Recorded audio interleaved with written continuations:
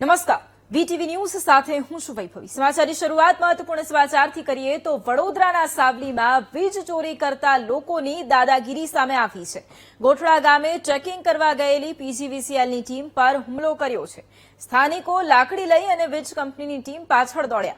સંવેદનશીલ વિસ્તારમાં પોલીસ બંદોબસ્ત વગર ચેકિંગ કરવા જતા માર માર્યો। એક શખ્સે વીજ કર્મચારીને લાકડીથી ફટકાર્યો। મહિલા કર્મચારીઓ સહિતની ટીમને અપશબ્દો કહી અને ધમકાવ્યા। વીજ કર્મચારીઓએ પોલીસ સ્ટેશનમાં આ મુદ્દે ફરિયાદ પણ નોંધાવી છે।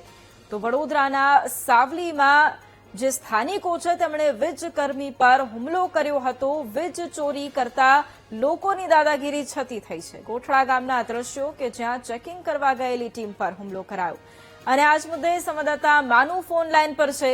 માનુ, વડોદરાના સાવલીમાં જે રીતે વીજ કર્મચારીઓ છે એ ચેકિંગ કરવા માટે ગયા હતા, પરંતુ ત્યાં સ્થાનિકોએ હુમલો કર્યો। શું આખી ઘટના?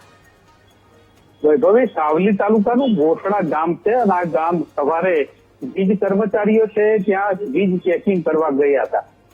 જે વીજ ચોરી થઈ રહી છે એના મામલે ચેકિંગ હતું। ત્યારે કર્મચારીઓ એ વિસ્તારમાં પહોંચ્યા ત્યારે એક ઇસમ લાકડી લઈને આવ્યો, બેફામ ગાળો બોલી અને જે કર્મચારી છે એમને માર મારવામાં આવ્યો।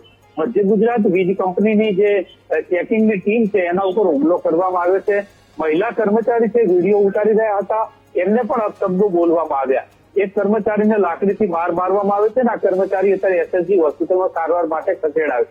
મામલો એ છે કે વીજ કર્મચારીઓ સરકારી કામે ગયા હતા અને ત્યાં આવા તત્વો એમના ઉપર હુમલો કરવામાં આવ્યો। વીજ ચોરીના મામલે આ તપાસ ચાલી રહી હતી ત્યારે આ ઘટના બની છે।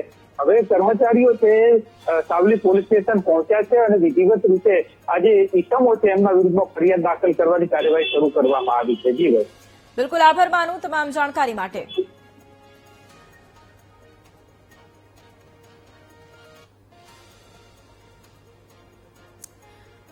તો વડોદરાના સાવલીના દ્રશ્યો આપ જોઈ રહ્યા છો કે જ્યાં વીજ કર્મીઓ છે તેમની ઉપર હુમલો કરવામાં આવ્યો હતો। પોલીસ દ્વારા ફરિયાદ નોંધવામાં આવી।